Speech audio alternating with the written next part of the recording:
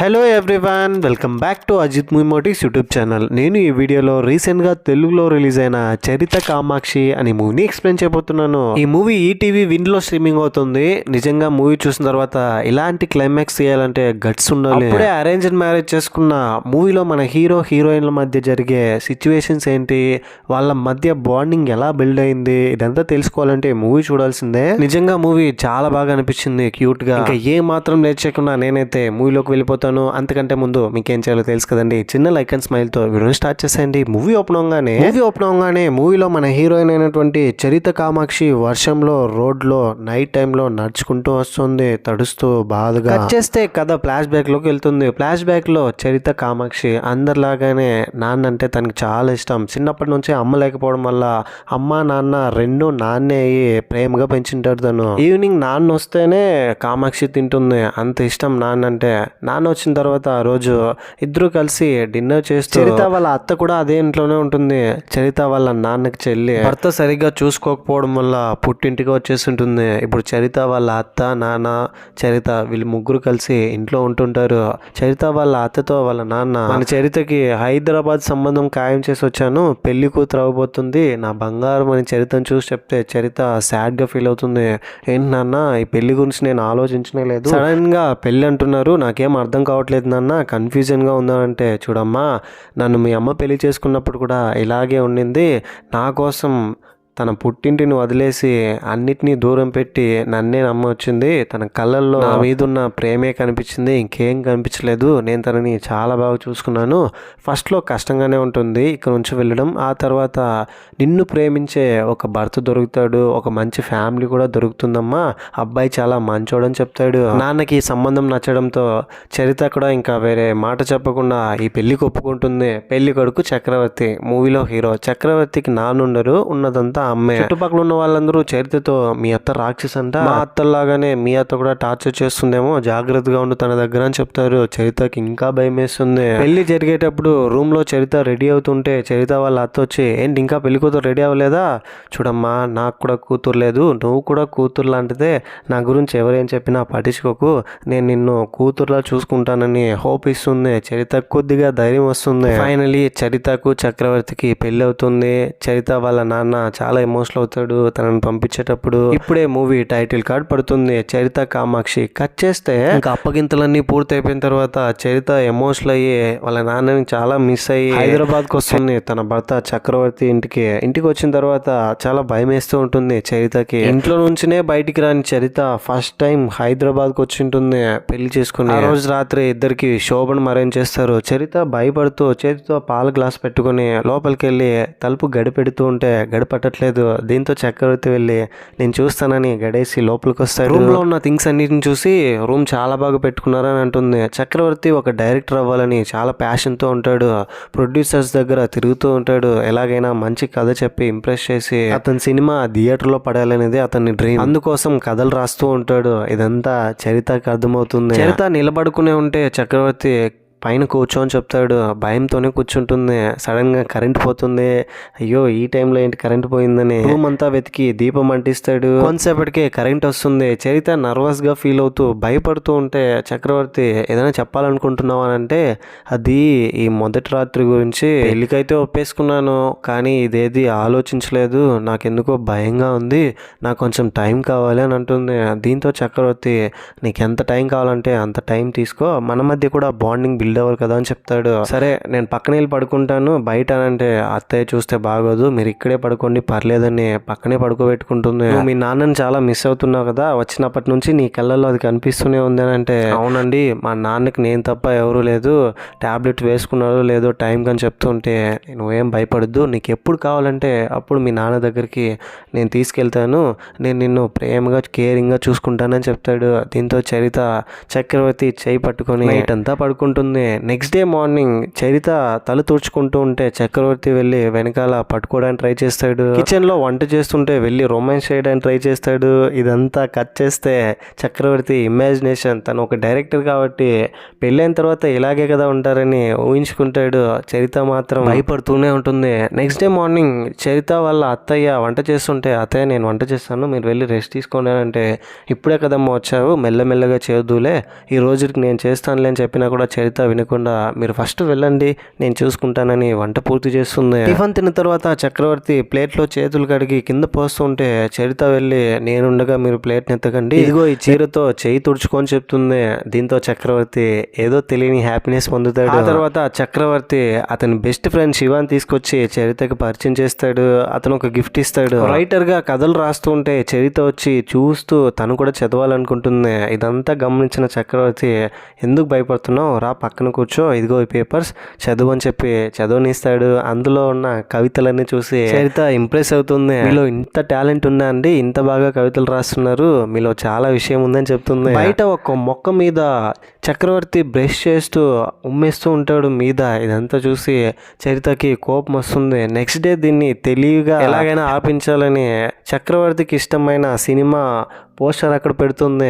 దాంతో అతను అప్పటి నుంచి అక్కడ ఉమ్మేయడం మానేస్తాడు, నీళ్లు పోస్తాడు. ఇదంతా చరిత చేసిన పని అని చక్రవర్తికి అర్థమవుతుంది. నా సినిమా ఆల్మోస్ట్ ఓకే అయిపోయింది, ప్రొడ్యూసర్తో నేను మాట్లాడాను, రేపు వెళ్ళాలి అని చెప్తాడు చక్రవర్తి చరితతో. చరిత చాలా హ్యాపీగా ఫీల్ అవుతుంది. ఆ తర్వాత మిద్దె పైన వెళ్ళి చక్రవర్తి సిగరెట్ తాగుతుంటే చరిత వెళ్ళి అత్తయ్య పడుకున్నారు, టైర్డ్గా ఉందంట, మీరేం చేస్తున్నారు ఇక్కడ అని సిగరెట్ తాగుతుండడం గమనిస్తుంది. మీరు రోజు తాగుతారా అంటే అలా ఏం లేదు, అప్పుడప్పుడు స్ట్రెస్ గా ఫీల్ అయినప్పుడు అని చెప్తాడు. నేనున్నగా మీకెందుకు స్ట్రెస్, మరేమో అత్తయ్య నాతో ఒక విషయం చెప్పింది, మీరు చాలా సంబంధాలు రిజెక్ట్ చేశారంటగా, నన్ను మాత్రం ఎందుకు యాక్సెప్ట్ చేసి పెళ్లి చేసుకున్నారు నాకు చెప్పండి అని అంటే, ఇన్ఫాక్ట్ నీ ఫోటో కూడా నేను చూడలేదు, ఓకే చెప్పేశాను, మా అమ్మ ఎన్నో సంబంధాలు చూసింది కానీ ప్రతి సంబంధంలోనూ అమ్మాయి బాగుందని చెప్పేది, కానీ నీ విషయానికి వచ్చేసరికి నీ కళ్ళ గురించి పొగిడింది, ఆ కళ్ళను చూస్తే ఎవరైనా జయించేంత ధైర్యం వచ్చేస్తుందంట, ఈ కళ్ళు సాధిస్తే ఓడిపోవాలని నాకు నీ దగ్గర అని చెప్తాడు. దీంతో చరిత కొద్దిగా నర్వస్ గా ఫీల్ అవుతుంది. ఆ తర్వాత నెక్స్ట్ డే మార్నింగ్ చరిత చక్రవర్తికి టిఫిన్ చేసి పెడుతుంది. ప్లేట్ తీయడానికి ట్రై చేస్తుంటే, నేను కూడా నీ ప్లేట్ తీస్తాను అత్తయ్య అని చరిత చక్రవర్తి ప్లేట్తో పాటు వాళ్ళ అమ్మగారి ప్లేట్ కూడా తీస్తుంది. నేనంటే అత్తయ్యని, నాకు నువ్వు పనులు చేయాలి, నీ మొగుడే కదమ్మా, వాడే చేయనీలే అని అంటే, నా పిల్లం నా ఇష్టం, అయినా నా పనులు నా పిల్లం చేస్తే నీకేంటే నీ ప్రేమగా అంటాడు తల్లితో. ఓహో పిల్లం వచ్చిన తర్వాత మారిపోయావురా అని అంటుంది. ఆ తర్వాత నేను ప్రొడ్యూసర్ని కలవడానికి వెళ్తున్నాను, ఈవినింగ్ వచ్చేస్తానని చక్రవర్తి బయటకు వచ్చి ఒక అమ్మాయిని కలుస్తాడు. అతను రాసుకున్న కథలో ఆ అమ్మాయి అయితేనే హీరోయిన్ గా పర్ఫెక్ట్ చాయిస్ అని, తెలుగు అమ్మాయి అంటేనే ఆ క్యారెక్టర్ కి సెట్ అవుతుందని ఎలాగైనా ఆ అమ్మాయిని ఒప్పించడానికి ట్రై చేస్తాడు. ఆ అమ్మాయి ఏమో ఒప్పుకోవట్లేదు.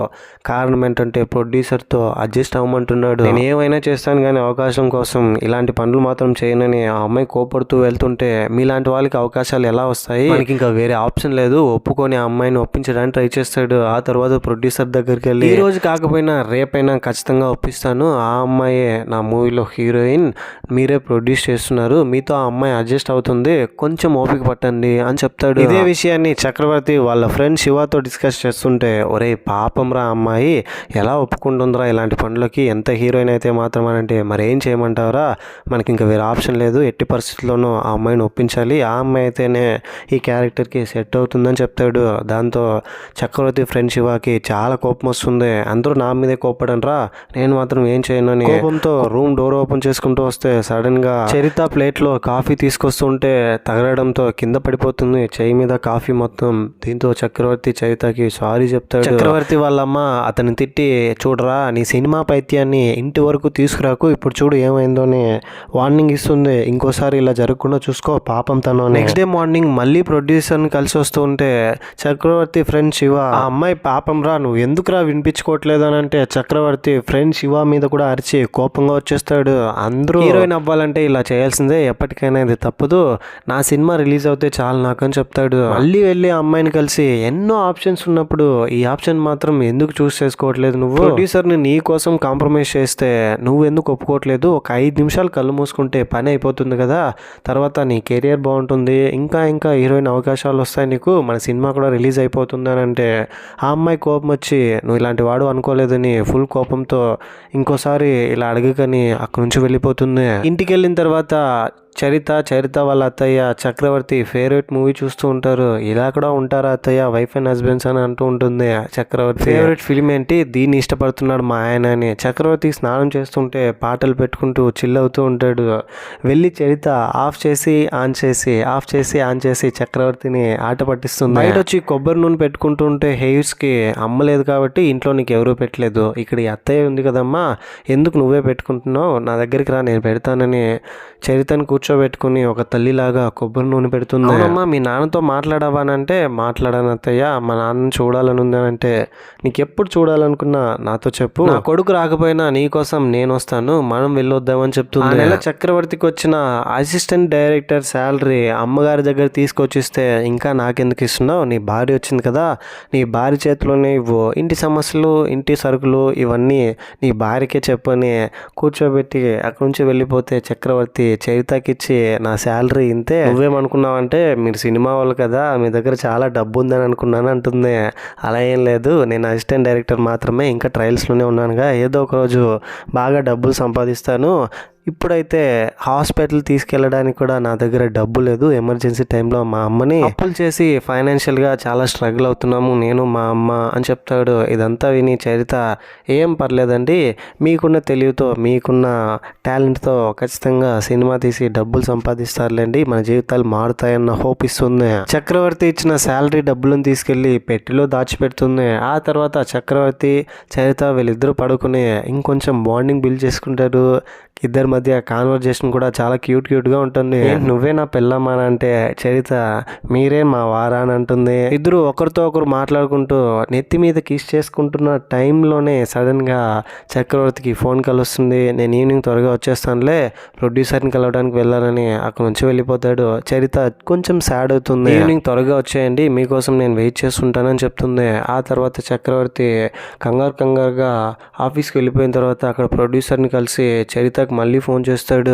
ఏంటి నేను వచ్చేస్తానని కోపం వచ్చిందానంటే అవునండి చాలా కోపం వచ్చింది, మరేమో త్వరగా ఈవినింగ్ వచ్చేయండి, నాకు భయం పోయినట్టుంది, మనం ముహూర్తాలు పెట్టుకుంటామని సిగ్గుపెడుతుంది. చక్రవర్తి చాలా హ్యాపీగా ఫైనలీ ఇప్పుడు భయం పోయిందా నీకు, ఈవినింగ్ వచ్చేస్తానులే అని వెయిట్ చేస్తూ ఉండని చెప్తాడు. ఈవినింగ్ అవగానే చరిత స్నానం చేసి శారీ కట్టుకొని చక్రవర్తి కోసం రెడీ అయ్యి వెయిట్ చేస్తూ ఉంటుంది, అతని గురించి తలుచుకుంటూ. సడన్గా చరిత వాళ్ళ అత్తయ్య ఆరోగ్యం క్షీణిస్తుంది. గుండె నొప్పితో బాధపడుతూ కింద పడిపోతుంది. వెంటనే చరిత చూసి భయపడి ఫోన్ కలవట్లేదు, రింగ్ కూడా అవ్వట్లేదు, అవుట్ ఆఫ్ కవరేజ్ ఏరియా వస్తుంది. ఇక్కడేమో అత్తయ్య కింద పడి గట్టిగా అరుస్తుంది పెయిన్ కి. దాంతో చుట్టుపక్కల ఉన్న వాళ్ళని పిలిచి చరిత చాలా తెలివిగా అత్తయ్యని ఆటోలో హాస్పిటల్ తీసుకెళ్తుంది. హాస్పిటల్లో జాయిన్ చేసిన తర్వాత కూడా అక్కడున్న వాళ్ళ దగ్గర ఫోన్ చేస్తే చక్రవర్తికి ఫోన్ కలవట్లేదు. ఆపరేషన్ అర్జెంట్ గా చేయాలి, లేదంటే అత్తయ్య చనిపోతుంది, 3 లక్షలు ఖర్చు అవుతుంది, ఇంకో 2 అవర్స్లో 20,000 కడితే ఆపరేషన్ స్టార్ట్ చేస్తారు, ఆపరేషన్ అయ్యేంత వరకు మీకు టైం ఉంటుంది, డబ్బులు అరేంజ్ చేసుకోండి అని అక్కడున్న వాళ్ళు చెప్తే చరితకి ఏం చేయాలో అర్థం కావట్లేదు.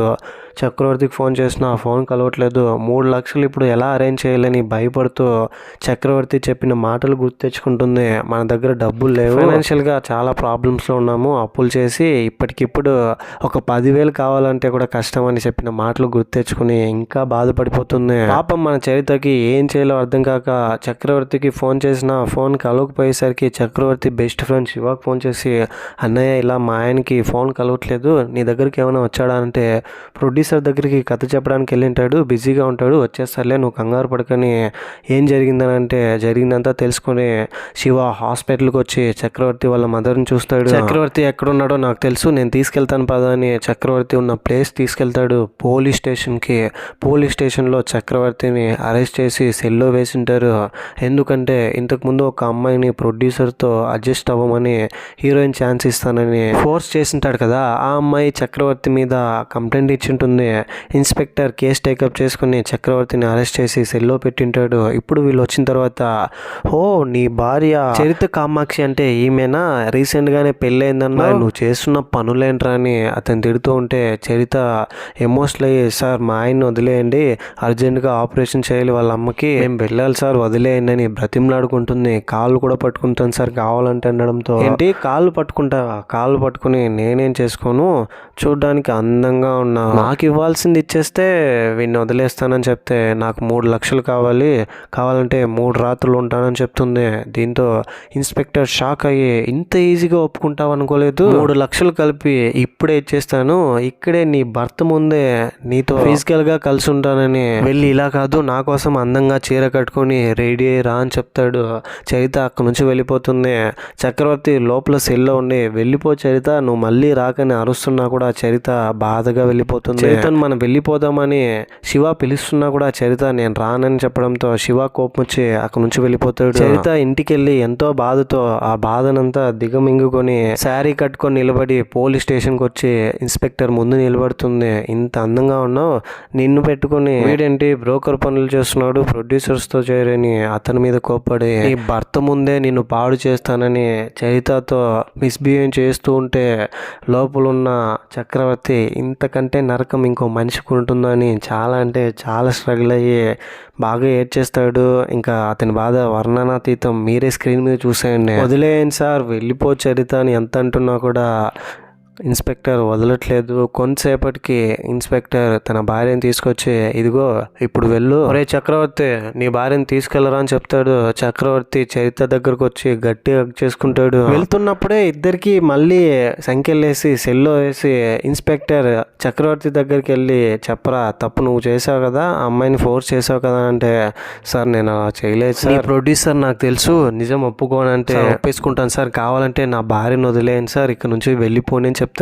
నా భార్య పాపం సార్, తనకేం తెలియదు సార్, ఇందులో తనని లాక్కండి అని అంటే, హో కేసు నీ మీదకి వచ్చేసరికి నీ భార్య గుర్తొచ్చిందా, ప్రేమ గుర్తొచ్చిందా, ఎన్నో కళలతో సినిమా ఇండస్ట్రీకి వచ్చే ఆ అమ్మాయిలను నువ్వేం చేస్తున్నావురా, ఒక్క ఛాన్స్ అని ఎంతో మంది అమ్మాయిల జీవితాలని నాశనం చేస్తున్నారు సార్, వాళ్ళు నా క్యారెక్టర్ సూట్ కాకపోతే నేను వాళ్ళని తీసుకోలేను సార్, ఎవరైతే సూట్ అవుతారో వాళ్ళనే కదా తీసుకుంటాను సార్, వాళ్ళు ఏమైతే నాకేంటి, నాకు నా సినిమా ఇంపార్టెంట్ అని అంటే, మరి నీ భార్యకి ఏమైతే నీకేంట్రా, ఆగు అక్కడున్న అమ్మాయిలు నీకేం కారని వాళ్ళు ఏమైనా పర్లేదు, నీ భార్య విషయానికి వచ్చేసరికి ఏం కాకూడదు, ఆడవాళ్ళు మనకు వరుస అయితే గానీ మనకేం పట్టదనమాట. ఇప్పటికైనా నేను ఎందుకు అలా చేశానో నీకు అర్థమైందా, నీ భార్యకి జరిగినట్టే ఇంకొక అమ్మాయి జరిగితే వాళ్ళకంటూ ఒక ఫ్యామిలీ ఉంటుంది కదా, వాళ్ళు ఎలా బాధపడతారు, నీలాగే కదా బాధపడతారు, ఇప్పటికైనా తెలుసుకొని సంఖ్యలను తీసేసి అక్కడ నుంచి పంపించేస్తాడు. ఏ అమ్మాయికైనా కనిపించని మాన ప్రాణాలు కనిపించే తన భర్తే నిన్ను ప్రాణం అనుకుంది కాబట్టి తన మానాన్ని కూడా పణంగా పెట్టి నేను కాపాడాలనుకుంది. నీ భార్య చాలా మంచి అమ్మాయి, నేను నీతో అలా మాట్లాడినందుకు నన్ను క్షమించమ్మాయి, ఇలాంటి వాళ్ళకి బుద్ధి చెప్పాలంటే ఇలానే చేయాలి, లేకపోతే వీళ్ళు మారని చక్రవర్తిని చూసి చెప్తాడు. ఇప్పటికైనా బుద్ధి తెచ్చుకోరా, నీ భార్యని చూసైనా అని. సరే ఈ 3 లక్షలు ఎలాగైనా మీకు తిరిగి ఇచ్చేస్తాను సార్ అని అంటే, నువ్వేం నాకు ఇవ్వక్కర్లేదు, నీ ఫ్రెండే నాకు ఇచ్చాడు నీకు ఇవ్వమని, నీ ఫ్రెండ్ చాలా సార్లు చెప్పాడంట, నువ్వు వినిపించుకోలేదు, అందుకే ఈ స్టైల్లో చెప్పాల్సి వచ్చిందని చెప్తాడు. ఆ తర్వాత చక్రవర్తి భార్య చరితను తీసుకుని బయటకు వస్తూ ఉంటే ప్రొడ్యూసర్ని అరెస్ట్ చేసి లోపల తీసుకెళ్తారు.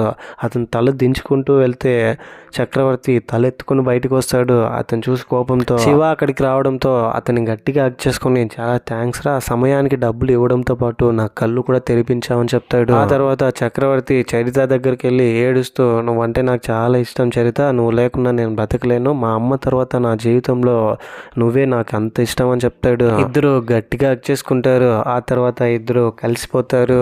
Happy ending. ఏ అమ్మాయినైతే ప్రొడ్యూసర్తో అడ్జస్ట్ అవ్వమని బ్రతిమలాడాడో ఆ అమ్మాయినే ఇప్పుడు హీరోగా పెట్టి అతనే సొంతంగా ఒక మూవీ తీస్తాడు. అతని లైఫ్లో జరిగిన రియల్ ఇన్సిడెంట్స్ని బేస్ చేసుకుని. ఈ మూవీపై మీ ఒపీనియన్ ఏంటి, నా ఎక్స్ప్లెనేషన్ మీకు ఎలా అనిపించింది అనే దాన్ని ఏదో ఒకటి కింద కమెంట్ బాక్స్లో తప్పకుండా నాతో షేర్ చేసుకోండి. ఇలాంటి మరిన్ని మూవీస్ అండ్ ఎక్స్ప్లెనేషన్ వీడియోస్ కోసం మన ఛానల్ని సబ్స్క్రైబ్ చేసి బెల్ ఐకాన్ క్లిక్ చేసేయండి. చాలామంది మన వీడియోస్ చూస్తున్నారండి, సబ్స్క్రైబ్ సబ్స్క్రైబ్ చేసుకోవట్లే. మీకు గనక నా ఎక్స్ప్లెనేషన్ నచ్చితే ప్లీజ్ ట్రై టు సబ్స్క్రైబ్ అండి. నాకు కూడా కొంచెం మోటివేషన్గా ఉంటుంది నెక్స్ట్ వీడియోస్ చేయడానికి. ఇలాంటి ఇంకో మంచి వీడియోతో మీ ముందు ఉంటాను. అంతవరకు సేఫ్గా ఉండండి, నవ్వుతూ ఉండండి, నవ్విస్తూ ఉండండి. Thank you. జై హింద్.